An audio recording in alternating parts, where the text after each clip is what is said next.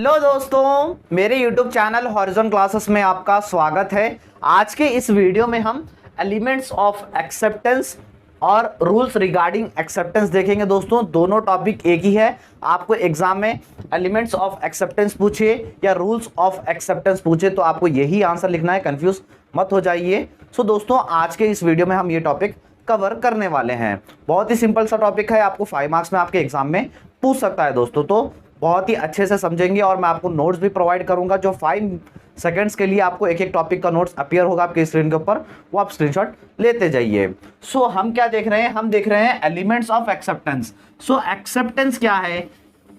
Acceptance किसे कहेंगे? Acceptance यानी आप किसी से कुछ ले रहे हो। बिजनेस में जैसे बहुत कुछ लिया जाता है, बिजनेस में जैसे सामान लिया जाता है, रॉ मटेरियल्स लिया जाता है और रॉ मटेरियल्स बेचा जाता है, पैसे लिया जाता है कैपिटल के लिए। सो ये सब एक्सेप्टेंस कहेंगे। जो भी लेना है, जो भी हम लेंगे उसे हम एक्सेप्टेंस कहेंगे। सो जो लेते हैं, कुछ भी चीजें एक्सेप्ट करते हैं, तो उसके क्या क्या एलिमेंट्स होने चाहिए, क्या क्या रूल्स होने चाहिए जब आप भी कुछ एक्सेप्ट करते हो, वो सो आज हम इस वीडियो में देखने वाले हैं दोस्तों।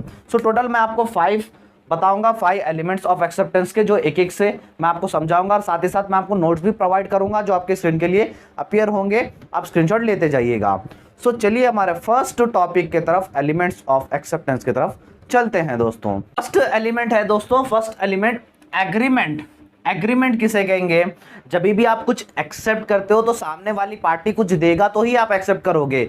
जो सामने वाली पार्टी आपको कुछ दे रहा है, फॉर एग्जांपल कुछ पैसे दे रहा है या तो फिर कुछ रॉ मटेरियल्स बेच रहा है, समझिए आपको, सो उसके टर्म्स एंड कंडीशंस आपको लिख के देगा कि मैं आपको ये प्राइस में दूंगा, ये इतना क्वांटिटी दूंगा। सो ये सारे उसके टर्म्स एंड कंडीशंस रहेंगे। सो टर्म्स एंड कंडीशंस को जब आप एग्री करोगे तो ही तब फर्स्ट आपका एलिमेंट होगा, फर्स्ट आपका रूल्स होगा कि सामने वाले जो भी टर्म्स एंड कंडीशंस आपको दे रहा है कि उससे आप एग्री करें। अगर आप डिसएग्री करेंगे तो कॉन्ट्रैक्ट का लेना ही, वो एक्सेप्ट करना ही वो आपको लिए नामुमकिन होगा। सो अगर जो भी टर्म्स एंड कंडीशंस वो आपको सामने रख रहा है, उसको जब आप एग्री करोगे तभी आप किसी भी चीज़ को एक्सेप्ट करना चाहिए। अब एक्सेप्टेंस होगा ओरली से भी हो सकता है, या तो फिर लिख के भी दिया जा सकता है टर्म्स एंड कंडीशंस, या तो फिर कम्युनिकेशन करते हुए टेलीफोन पे, या तो फिर ईमेल पे, कैसे भी करके आपको टर्म्स एंड कंडीशंस मालूम होने चाहिए और टर्म्स एंड कंडीशंस को आपको एक्सेप्ट करना होना चाहिए। एक्सेप्ट आप करेंगे तभी वो कॉन्ट्रैक्ट वैलिड होगा, वरना वो ऑफर इनवैलिड होगा दोस्तों।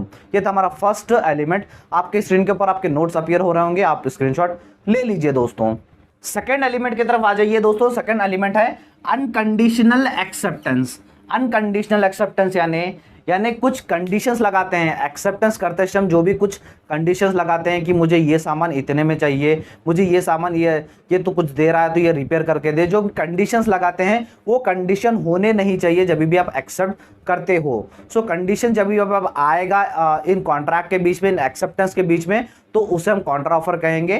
कॉन्ट्रा ऑफर के लिए कॉन्ट्रैक्ट को और वो ऑफर को और मॉडिफाई करना होगा, वो ऑफर को और नेगोशिएट करना होगा, तब उसे कॉन्ट्रा ऑफर कहेंगे। बट जब भी आप एक्सेप्टेंस करते हो उसमें कंडीशंस होने नहीं चाहिए। अगर कंडीशन होंगे तो कॉन्ट्रैक्ट या ऑफर इनवैलिड कहलाया जाएगा। आपके स्क्रीन के ऊपर नोट्स अपीयर हो रहे होंगे, उसका स्क्रीनशॉट ले लीजिए दोस्तों। चलिए हमारे थर्ड एलिमेंट की तरफ आ जाइए। थर्ड एलिमेंट है इट शुड बी कम्युनिकेटेड। यानी कम्युनिकेट यानी बातचीत करना चाहिए। जो भी बंदा आपको ऑफर कर रहा है, जो भी बंदा आपको कुछ दे रहा है, सो उससे आप बातचीत होनी चाहिए। बात करे तक आपको वो ऑफर एक्सेप्ट नहीं करना चाहिए। वो बात आप चाहे ओरली बोलकर कहें, या तो फिर रिटर्न लिखकर कहें, या तो फिर टेलीकॉम से बात करके कहें, या तो फिर ईमेल से लिखकर कहें, लेकिन दोनों के बीच में कम्युनिकेशन होना जरूरी है। अगर कम्युनिकेशन नहीं होगा, अगर आगे कुछ फ्रॉड वो निकलेगा तो आप जाकर किससे पूछेंगे? सो थर्ड एलिमेंट है या तो थर्ड रूल है हमारा कि आप जिससे कुछ एक्सेप्ट कर रहे हो उससे कम्युनिकेशन होना जरूरी है, उससे बातचीत होना जरूरी है दोस्तों। सो बातचीत नहीं होगी तो ऑफर इनवैलिड कहलाया जाएगा, वो एक्सेप्टेंस इनवैलिड कहलाया जाएगा। आपकी स्क्रीन के ऊपर नोट्स अपीयर हो रहेंगे, उसका स्क्रीनशॉट ले लीजिएगा। फोर्थ एलिमेंट की तरफ आ जाइए दोस्तों। फोर्थ एलिमेंट है acceptance within a timeline. So जो भी आपको ऑफर कर रहा है आपको एक्सेप्ट करना होता है, वो एक्सेप्ट आपको करना होगा एक रीजनेबल टाइम तक। वो रीजनेबल टाइम अगर आपको इस कॉन्ट्रैक्ट में या ऑफर में स्पेसिफाई है, वो स्पेसिफाइड टाइम तक आपको एक्सेप्ट करना होगा। अगर वो स्पेसिफाइड टाइम तक अगर आप एक्सेप्ट नहीं करेंगे तो वो ऑफर क्या होगा, ऑफर वो इनवैलिड ऑफर कहलाया जाएगा। एक बेस्ट एग्जांपल दूंगा इसके लिए।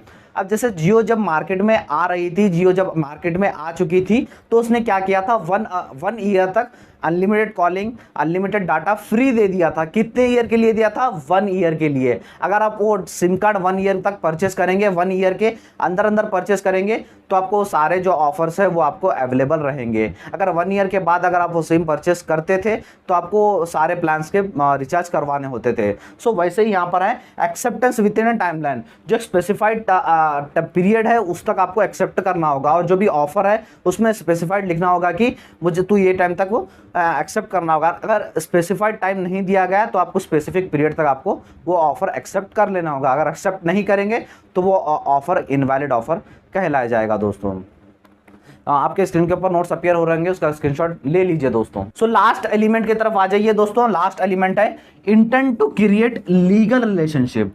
सो जब भी आप कॉन्ट्रैक्ट बनाते हो, जब भी ऑफर करते हो, जब भी एक्सेप्ट करते हो, ये एक एलिमेंट आपके लिए फिक्स होगा, intention to create legal relationship. So जब भी आप एक्सेप्टेंस कर रहे हो तो इंटेंशन होना चाहिए कि आप लीगल रिलेशनशिप स्टैब्लिश कर रहे हो, लीगल रिलेशनशिप में आ रहे हो। लीगल रिलेशनशिप में कब आएंगे, जब वो एक्सचेंज हो रहा है, जो भी प्रोडक्ट एक्सचेंज हो रहा है, पैसे एक्सचेंज हो रहे हैं, वो लीगल होना चाहिए। अगर इलीगल का एक्सचेंज होगा, इलीगल के कुछ सामान बेचेंगे या खरीदेंगे, तो आपका लीगल रिलेशनशिप स्टैब्लिश नहीं होगा। सो कभी भी एक्सेप्टेंस अगर कर रहे हो बिजनेस लॉ के अंदर, बिजनेस के अंदर, सो लीगल रिलेशनशिप स्टैब्लिश होना चाहिए। यानी अगर फ्यूचर में जाकर अगर धोखा मिला कुछ वो प्रोडक्ट का, तो आप केस कर सके हो। अगर इलीगल सामान रहेगा तो आप केस कैसे करोगे।